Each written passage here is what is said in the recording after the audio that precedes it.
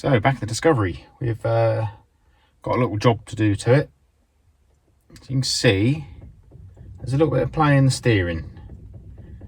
I mean, the car's not running, it's not running at the moment, so there's obviously no fluid or anything going through, and that is so light, so you can do it with your little finger. I'm convinced it's not in the rack, track rod ends and things like that, because it would feel heavier than that. So looking online, there is in the steering column a lower section with a UJ on it, and the usual issue is they seize up and your steering goes hard at certain points. But I think that UJ has now got a bit of play in it, so I bought another one. It was only 50 quid or something like that, so for the sake of 50 quid I think we'll change it and hopefully resolve that slight little bit of play.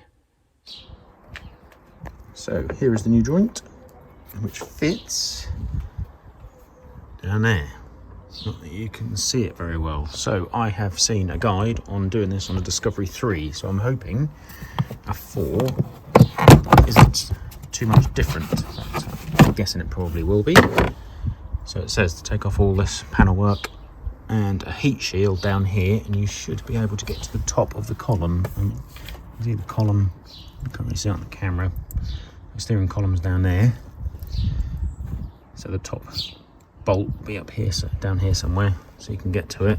And then apparently, if you take off that tray there, you can get to the bottom bolt, and then pull it out of the top and slide the new one in. So how hard can it be? Famous last words.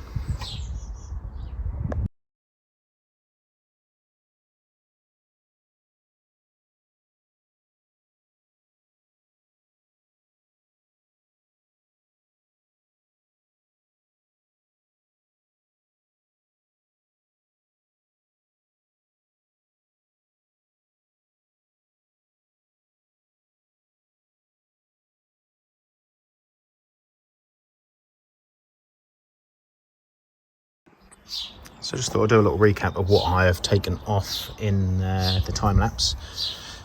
So I took the cover off, and then holding on all this electrical stuff here was 2 8mm bolts, which screw down into these points here.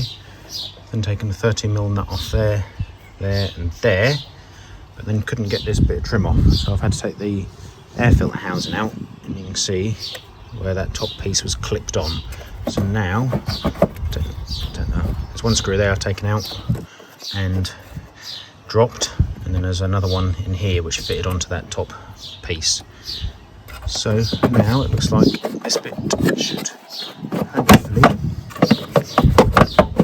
come out, and you can see there the top bolt for the lower column joint. So that has actually been a bit easier to get to than I was expecting, to be honest. So I think we'll just crack that off, and then we'll have a look at getting to the other end from underneath. Of course, yeah, definitely can't see anything from here. So what I might do is put the suspension on off-road height, put a couple of and perhaps put a couple of extra stands underneath, just so it doesn't drop down onto me for whatever reason. And then see if we can take the tray off and see the other end. So we'll do that in a sec.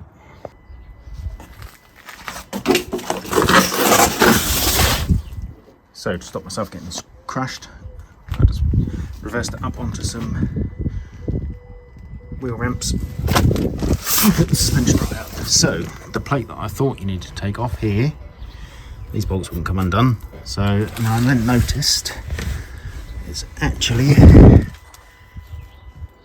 you can get to it by the looks of things. It is, there is the steering column. And the bolt we need to get to is there.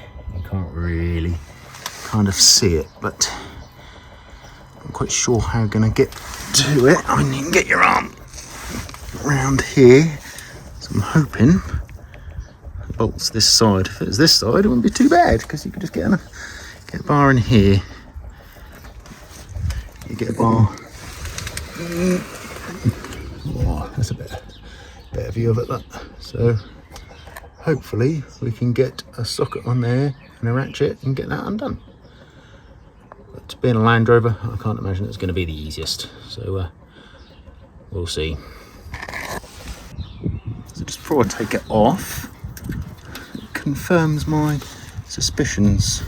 See if I can zoom in. But you can see, look, there's a bit of play in there. There's a tiny bit of play here. By the time that gets to the top of the steering column, it does get exaggerated a bit. So that is the play in the steering wheel. So usually, from what I've seen, is these start to seize up, which is why your steering goes a bit stiff in places, but mine seems to have done the opposite. But I've got a socket on there, but the starter battery cable is right in the way, so this might be interesting. So I'll report back in a minute when I've got it undone, so nobody has to hear all the swearing. So it's not actually as bad to get to as I thought. Kind of above that cooler, you can see around that way, and I can actually get a ratchet on it. So we'll pull it out and have a look. So the old one is out. The hardest bit so far has actually been getting that out of the car. I thought you could get it out the top, but the exhaust is in the way, so I've actually had to take it out at the bottom. I don't know whether you can see if I hold it with my foot. You see that bit of play there, which I think is what we're finding on the steering wheel. So ultimately the reason why I've done this, as you can see on the front tyre there, how it's cut out the inside. That one's not as bad, but it has had new joints and things done on it before I got it. So I want to get it all laser aligned. But there's not much point, I didn't think, until I got this changed. So let's see if we can get the new one in. So new one is in. It's a bit of a filly to get it in, and for some reason they're now doing they might have actually thought about it, so you can get to the bolt a bit easier. The bolt went in from the other side compared to that side. And as you can see, the top part is in as well. The steering wheel seems to be at a slightly different angle to what it was at, so the new part obviously isn't quite in the right orientation within itself. So hopefully that won't throw up any codes, but once again, that's half the reason why I've done this now, before it's all getting tracked up. So we'll chuck it back together and we'll give it a test. So we're all back together. I didn't bother filming that because it's just a reverse, obviously, of what I took off. But what I have noticed, another little job at some point, don't know whether you can quite see it, but there is a power steering pipe which goes from there around to there, or it goes from there and then disappears down. It's a bit damp, you can't really see it in the video, so it's going to have to be changed at some point. But for now, we've changed the lower column joint, it's the old one. So take it for a test drive and just to make sure there's no faults come up. So the joint is now on.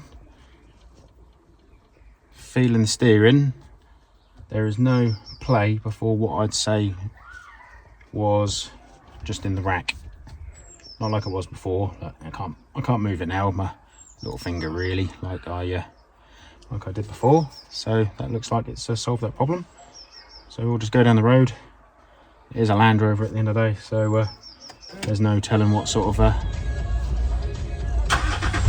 faults it could have developed in doing that. So we'll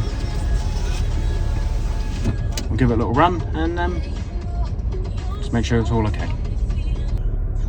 So sure enough, being a Land Rover, I wondered whether this was going to happen. with my previous Discovery 3 that I had it tracked up and the steering was slightly on the wonk, and that went into a limp home and all sorts, whereas this has now popped up with a few faults, and I think it's because the steering wheel is slightly further on the wonk than what it was. So I've got an IID tool, so we'll scan it and see what it comes up with. But first of all, we'll stick in park, we'll turn it off and we'll start it up, because all the suspension dropped and everything when all the faults came up. There we go. So let's see if we can put it back up to normal height. So yeah, you can see we are moving very slightly. So we'll see if we can get back and see what it comes up with. Chances are it's to do with the steering angle. So let's see.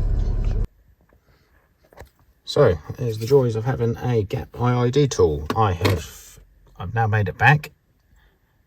There's a little project in front of me that will be coming up in some videos soon. I've only just taken delivery of it. But the IID tool has come up with a steering angle sensor. And like I said, it was on the wonk anyway, but it was just, I think it's now slightly more on the wonk in a straight position than what it was before.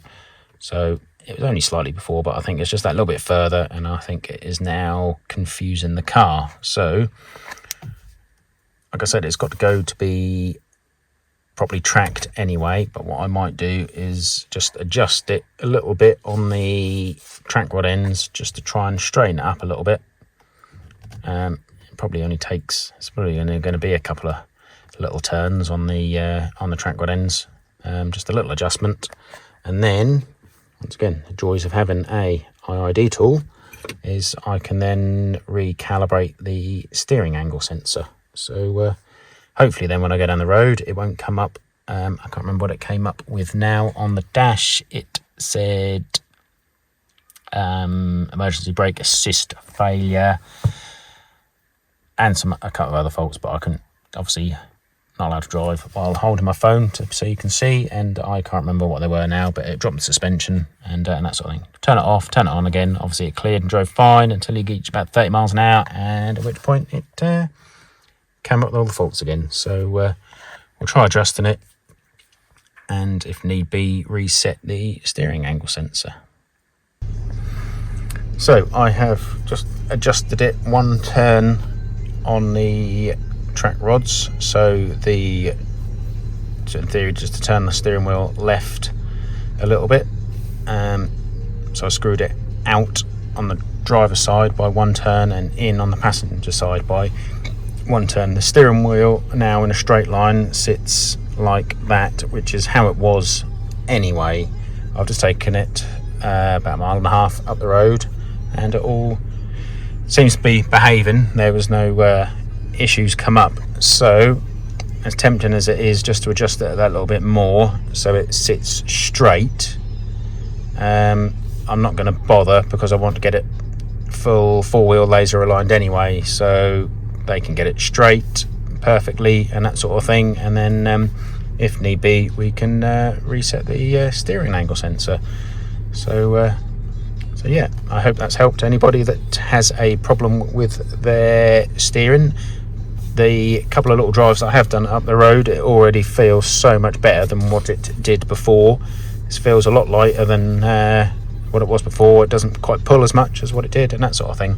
So if it is still the original one, it has now done 164,437 miles. So isn't exactly bad going for it. Like I said, from what I've seen online, they usually seize up rather than get play in, but you can clearly see mine had play in it.